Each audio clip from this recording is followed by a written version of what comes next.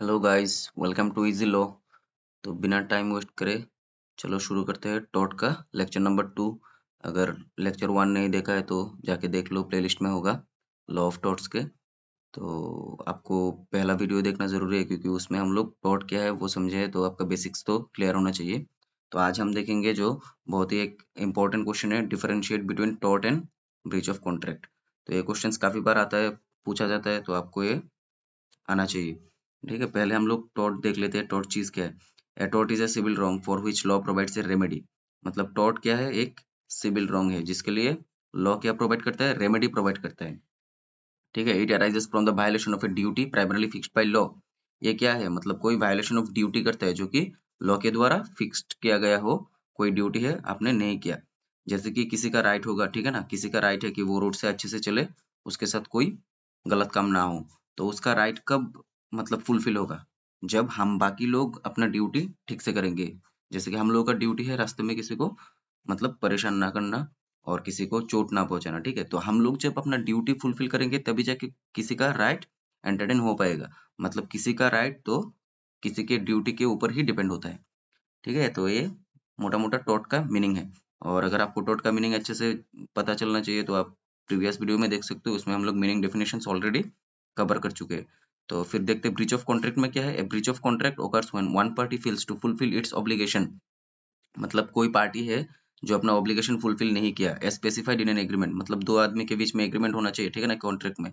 और किसी ने अपना जो ऑब्लिगेशन है वो फुलफिल नहीं किया, जिसके कारण वायलेशन होता है किसी टर्म्स का, जो कि म्यूचुअली एग्रीड था दोनों पार्टी के बीच में पहले से, कि हम लोग दोनों पार्टी मिलकर कोई एग्रीमेंट करते हैं, तुम मेरे को पैसा दोगे, मैं तुमको कुछ बदले में चीज दूंगा। तो अगर कोई भी फुलफिल नहीं करता तो उसको हम लोग कहेंगे breach of contract.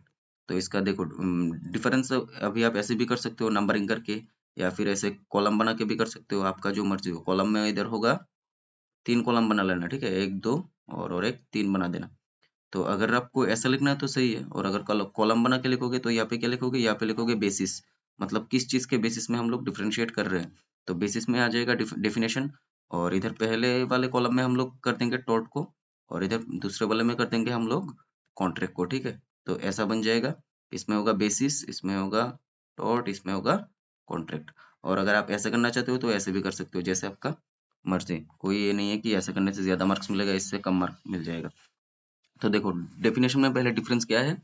Tort is a civil wrong arising from violation of a duty fixed by law. इधर ऊपर से चिपका दो इसको ऐसे।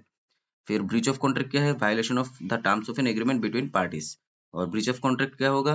पार्टीज के बीच में कोई वायलेशन हुआ है एग्रीमेंट का, ठीक है ना, तो वो ब्रीच ऑफ कॉन्ट्रैक्ट हो जाएगा। नेचर ऑफ ड्यूटी देख लो सेकंड वाला। In tort the duty is imposed by law. Tort में क्या है? ड्यूटी जो है इम्पोज्ड बाय लॉ होता है। जैसे कि हमको लॉ में दिया गया है ना कि किसी को चोट नहीं पहुंचाना, ठीक है, किसी को मतलब कोई नुकसान नहीं पहुंचाना, किसी का राइट वायलेट नहीं करना, वो सब तो लॉ में है। तो अगर आपने इसको वायलेट किया तो आपको क्या होगा? टॉर्ट के लिए लायबल किया जाएगा।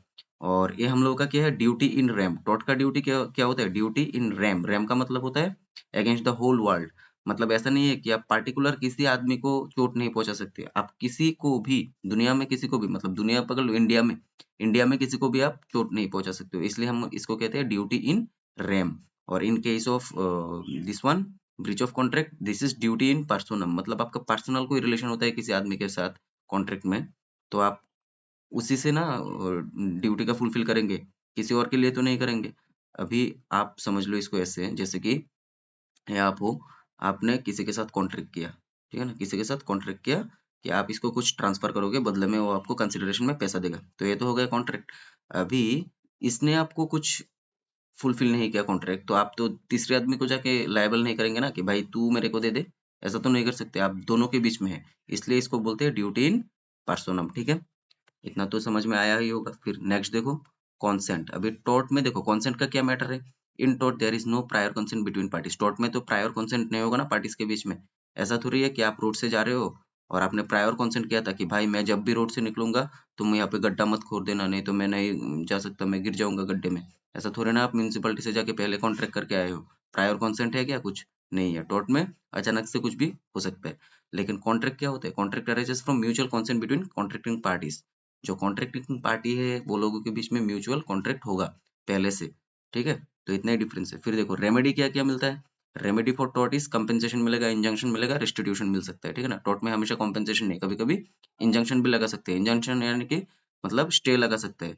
जैसे कि आपका एक घर है, तो आपने उस घर के ये आपका घर है, ठीक है, समझा देता हूँ अच्छे से आपको इंजंक्शन का मैटर।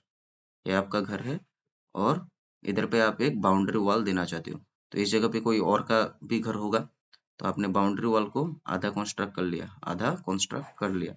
फिर उसने जाके आपके ऊपर केस किया, ये वाला जो आदमी है इसने आपके ऊपर केस किया कि अपना क्या किया आपने, उसके लैंड पे कंस्ट्रक्शन कर रहे हैं। तो उस वक्त कोर्ट क्या बोलेगा, कोर्ट बोलेगा कि अच्छा ठीक है, इसको तो अब जब तक केस डिसाइड नहीं हो जाता हम लोग इंजंक्शन लगा देते हैं, ताकि फर्दर इसमें कंस्ट्रक्शन ना हो, ठीक है। तो ये है इंजंक्शन, मतलब टोर्ट में ये सब मिल जाता है। और कॉन्ट्रैक्ट में रेमेडी क्या होगा, डैमेजेस, मतलब जितना नुकसान हुआ है उतना भरपाई कर दो, ये हो सकता है। फिर स्पेसिफिक परफॉर्मेंस, मतलब आपका परफॉर्मेंस पूरा करना पड़ेगा कि आपने स्पेसिफिकली परफॉर्म कर दो जो आपने कॉन्ट्रैक्ट में एग्री किया था, या फिर रिसेशन भी हो सकते हैं, जो भी आप यहाँ से लगा सकते हो। फिर एग्जाम्पल क्या होगा टॉर्ट में, टॉर्ट में देखो एग्जाम्पल हम लोग ऐसे ही ले लिया है, नेग्लिजेंस, आप कुछ भी डिफेमेशन भी लगा सकते हो, और भी कुछ जितना कुछ है, ट्रेसपास, असॉल्ट, बैटरी, कुछ भी लगा सकते हो, नेग्लिजेंस मैंने यहाँ पे लगा दिया। फिर कॉन्ट्रैक्ट में क्या होगा, जैसे कि कोई बिल्डर है ना, वो fail to complete the construction by the deadline, क्योंकि एक बिल्डर जो होता है क्लाइंट से क्या करता है, क्लाइंट के साथ उसका कॉन्ट्रैक्ट हो जाता है, एक बिल्डर और एक क्लाइंट के साथ कॉन्ट्रैक्ट होता है। यहाँ पे बिल्डर, यहाँ पे क्लाइंट, दोनों में कॉन्ट्रैक्ट होता है कि 50 लाख रुपीज दे दो और आपको हम लोग पकड़ लो, अभी तो 2025 चल रहा है, 2025 के दिसंबर तक, मतलब इस साल के अंदर आपको हम फ्लैट हैंड ओवर करेंगे। लेकिन अगर वो पास हो जाता है डेट, तो मतलब क्या हुआ, बिल्डर ने अपना कंस्ट्रक्शन कंप्लीट नहीं कर पाया, तो उसने कॉन्ट्रैक्ट को फुलफिल नहीं किया, तो आप जाके केस कर सकते हो बिल्डर के ऊपर। तो ये हो गया हम लोगों का एग्जाम्पल। और केस लो क्या लगा देना यहाँ पे, डोनोगो वर्सेस स्टीवेंसन, बहुत ही मतलब फेमस केस है, लिखने से ही पता चल जाएगा कि आपको पता है केस लो के बारे में। इसमें क्या था, नेग्लिजेंस विदाउट कॉन्ट्रैक्ट, मतलब इस केस में नेग्लिजेंस का मैटर हुआ था। फिर यहाँ पे कॉन्ट्रैक्ट में दे देना हेडली वर्सेस बैक्सेंडल।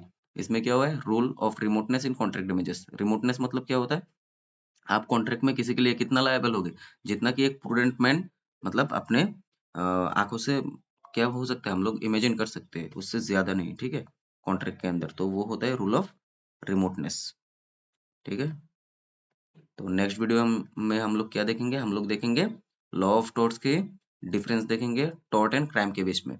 और अगर वीडियो अच्छा लगे तो ये सारे जो भी है कर दो आराम से, कोई प्रॉब्लम नहीं होगा, इसे टिक करना है सिर्फ, ठीक है। Thank you for watching the video.